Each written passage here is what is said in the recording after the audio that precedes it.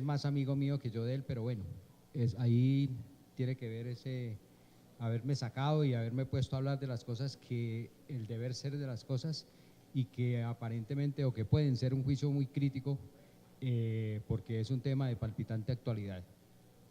Yo inicialmente quiero hacer una pregunta a todo el público. ¿Cuál levante la mano los médicos que hacen consulta prenatal en Armenia, en las IPS de Armenia? Consulta prenatal, médicos generales. Tenemos uno, tenemos dos. Generales. Y quiero que levanten la mano del público los médicos que hacen o inducen consulta preconcepcional en las pacientes de Armenia, en las mujeres de Armenia. Antes de meterme en este lío, preguntaba yo a algunos médicos y la respuesta es exactamente lo mismo. Desafortunadamente, antes de entrar en este momento, hablaba con la doctora Jenny Gutiérrez y ella me contaba que en Red Salud en este momento se está hablando del tema, se está montando y que ya hay, digamos que un avance grandísimo en ese sentido, ya se está manejando con los ginecólogos de planta y ya se está hablando del tema.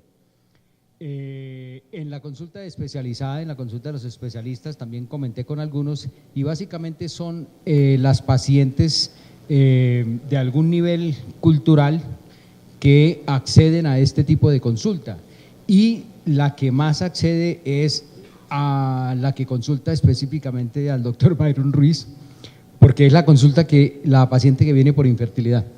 Byron es el que más maneja porque la paciente que viene a decirle que tiene un ovario poliquístico, que no se embaraza, que quiere que le ayude. Y él lo que hace es hacer educación y es lo que deberíamos hacer todos. Hacer educación y preguntarle a la paciente que mientras se le estudia su ovario poliquístico necesitamos saber algunas otras cositas acerca de lo que es su vida y su historia.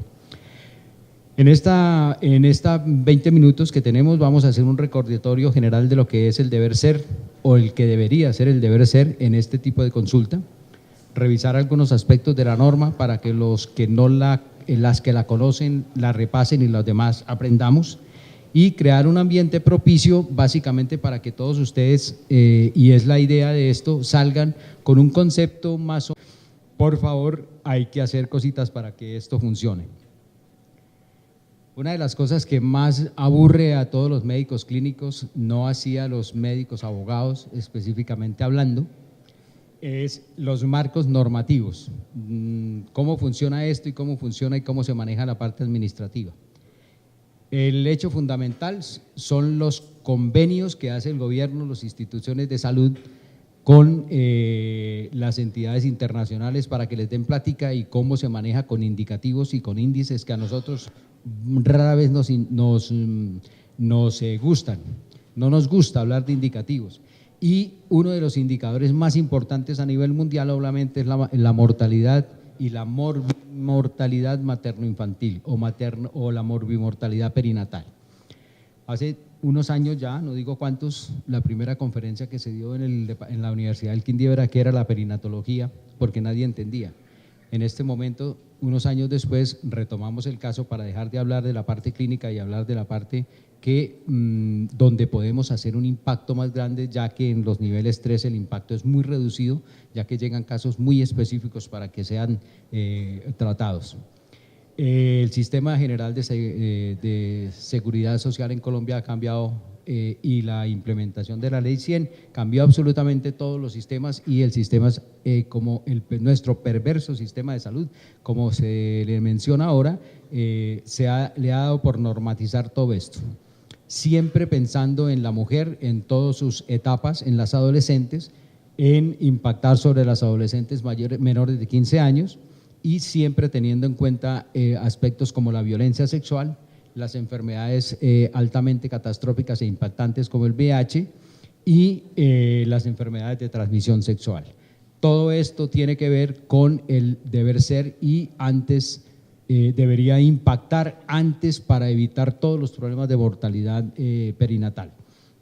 La resolución 412, más o menos en el año 2000, crea un ambiente propicio y hace que se normatice y establezca las actividades y procedimientos e intervenciones de demanda, y hace que esto, todo el mundo comience a pensar al unísono y que todos nos pongamos de acuerdo con respecto a esto. Las resoluciones que vienen a continuación, que se mencionan ahí, son las resoluciones normativas que van modificando y actualizando las diferentes resoluciones que han ido saliendo.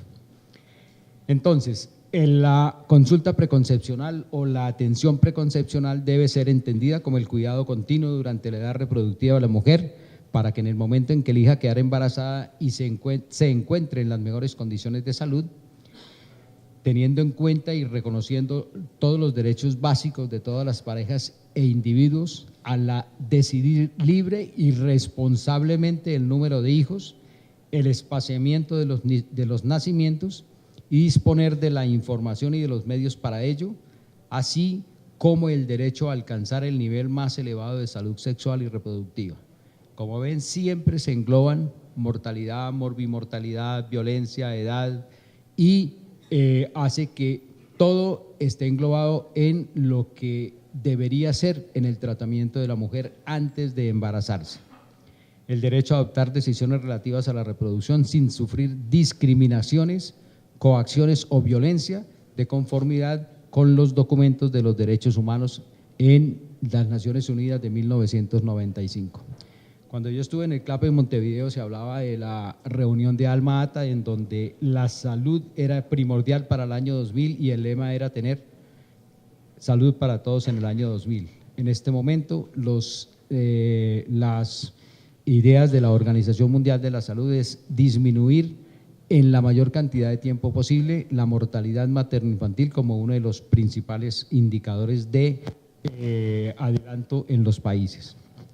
Entonces, si buscamos una definición sobre atención preconcepcional, es aquel conjunto de intervenciones para identificar condiciones biológicas, físicas y mentales y hábitos del comportamiento o sociales que puedan convertirse en riesgos para la salud de la mujer y para los resultados del embarazo, tratando en lo posible de modificar esos patrones a través de una estrategia de prevención que busca optimizar el resultado perinatal y materno.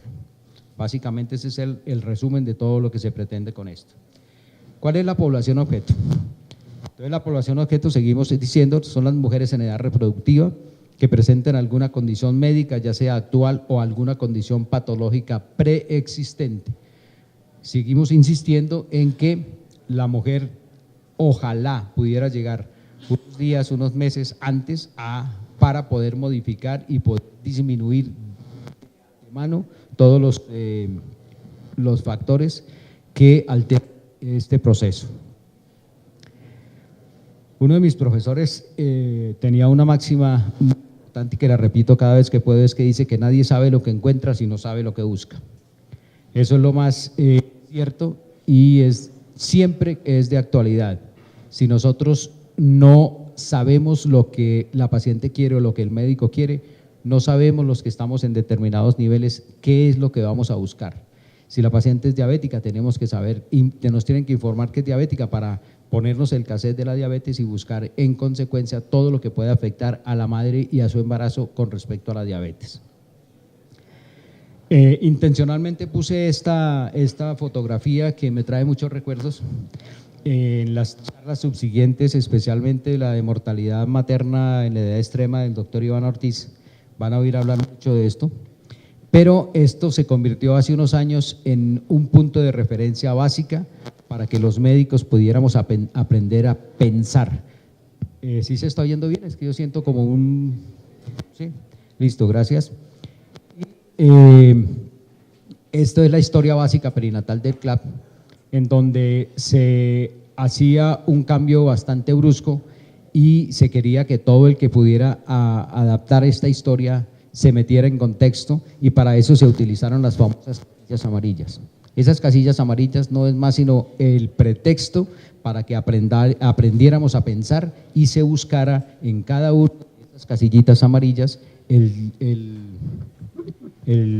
ítem que a nosotros nos interesa para poder ahondar en ese tipo de patología. Son 57 ítems que estaban perfectamente encasillados y que daba una información importantísima desde el punto de vista estadístico sobre todo lo que estaba pasando. Entonces está la edad de los antecedentes familiares, los antecedentes personales, la última menstruación, todos los antecedentes inclusive del parto y se hacía un estudio muy importante sobre esto. Y no solamente era la historia perinatal, sino el carné materno, que era lo que nos comunicaba directamente a la paciente con los médicos tratantes. Todo esto para contarles que esto hacía que la parte epidemiológica tuviera una importante relevancia y nos dijera en dónde era que teníamos que impactar directamente para poder hacer, modificar todos los criterios. Condiciones patológicas preexistentes como la diabetes, la enfermedad tiroidea, epilepsia, trastornos convulsivos, toda la lista que ustedes ven ahí era lo que nos interesaba en ese momento para poder decir definitivamente qué riesgo podía tener. Personalmente tampoco voy a tomar temas de riesgo, en la conferencia a continuación van a hablar extensivamente sobre esto y esto simplemente es un abrebocas de lo que vamos a ver en todos los 2 días durante este evento. La normatividad sigue progresando y entonces vemos los protocolos de atención preconcepcional que, como veíamos en la normatividad, se van estableciendo y ya es muy común encontrar protocolos de todas las enfermedades que usted quiera que han sido manejadas por el Ministerio de Salud, haciendo toda una serie de reuniones de expertos en donde se han tomado todas las condiciones para que estos protocolos puedan ser manejados. Es importante anotar que los protocolos se deben utilizar, pero que tienen una adaptabilidad de la norma y eso es fundamental. Ustedes pueden utilizar el protocolo de la Fundación Santa Fe de Bogotá o la Valle del Lili de Cali o del Hospital Pablo Tobón Uribe de Medellín, en su hospital en Tibaida, en Quimbaya, en donde quieran, simplemente hay que adaptarlas y lo que ustedes tienen que decir es que aquí no se hace esto, pero podemos hacer esto, esto, esto y esto. Y eso es suficientemente válido para hacer la adaptación.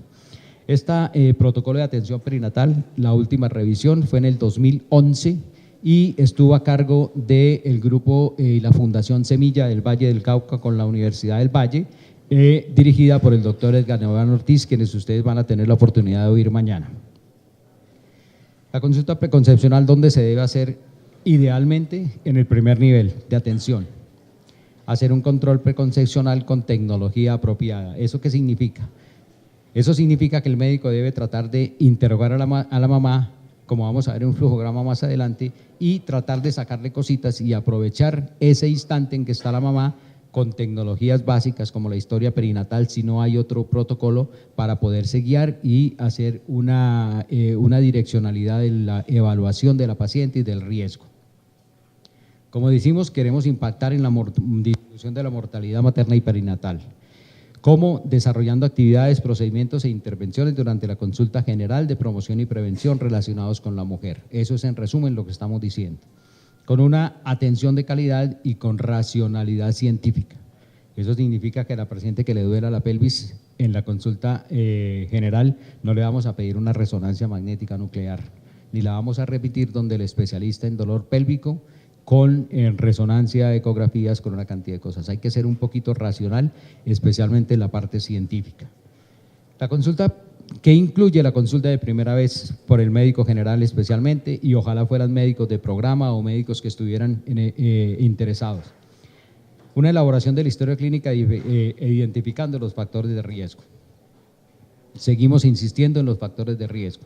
Un examen físico, obstétrico y ginecológico lo más completo posible, siempre teniendo en mente la oportunidad y con digamos que con la aquiescencia de la paciente sin que se sienta obligada ni que se sienta violada en sus derechos. Hay que tener mucho cuidado con eso.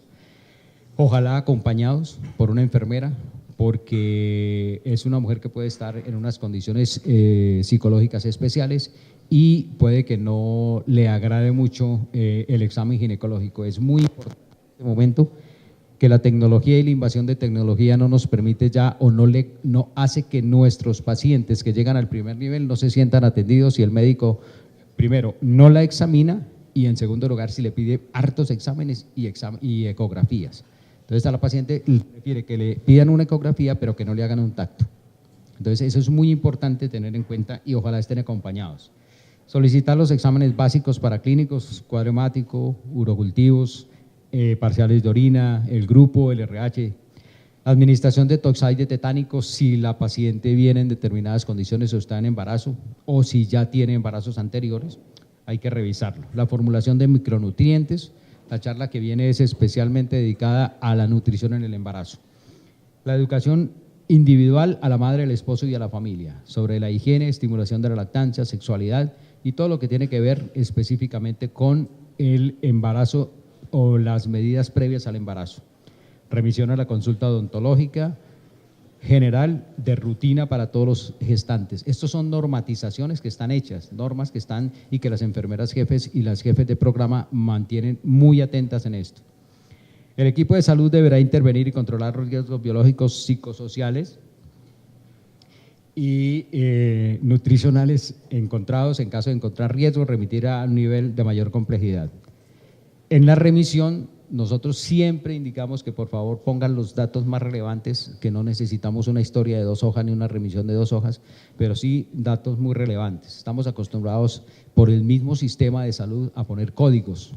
Y entonces, como dato anecdótico, yo que hago ecografías todo el día, un día me llegó una señora y el código de remisión era para una ecografía transvaginal ginecológica y el código de remisión era litiasis, una coleocolitiasis.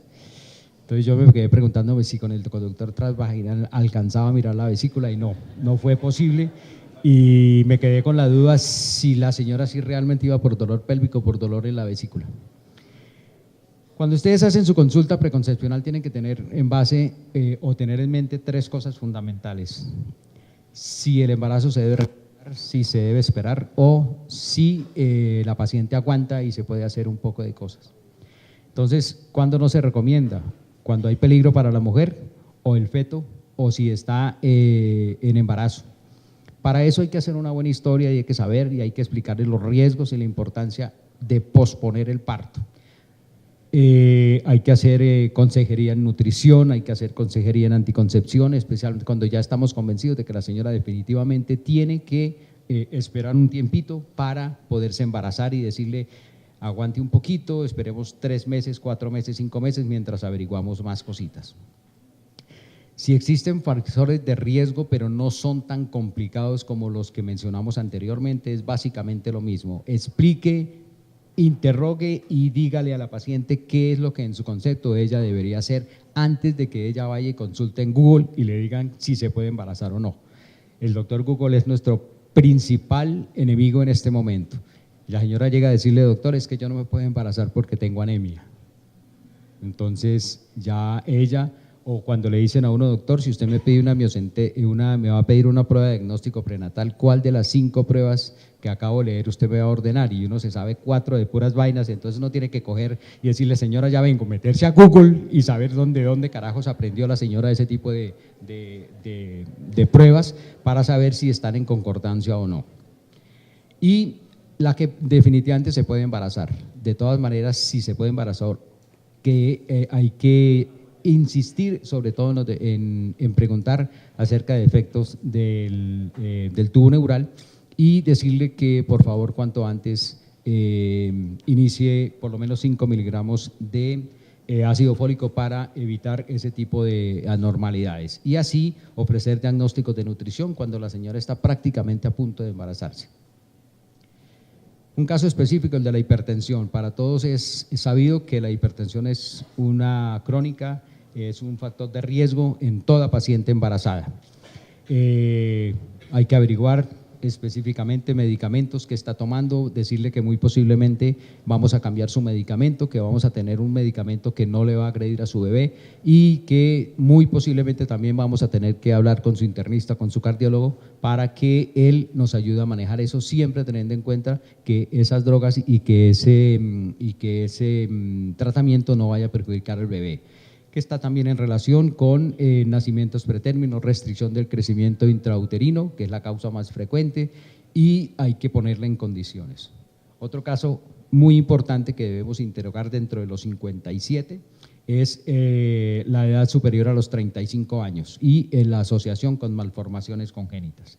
La muerte fetal previa, es importante que la mamá nos cuente qué pasó, cuándo sucedió, en qué momento, cómo la desembarazaron y se le hizo o no se le hizo una autopsia.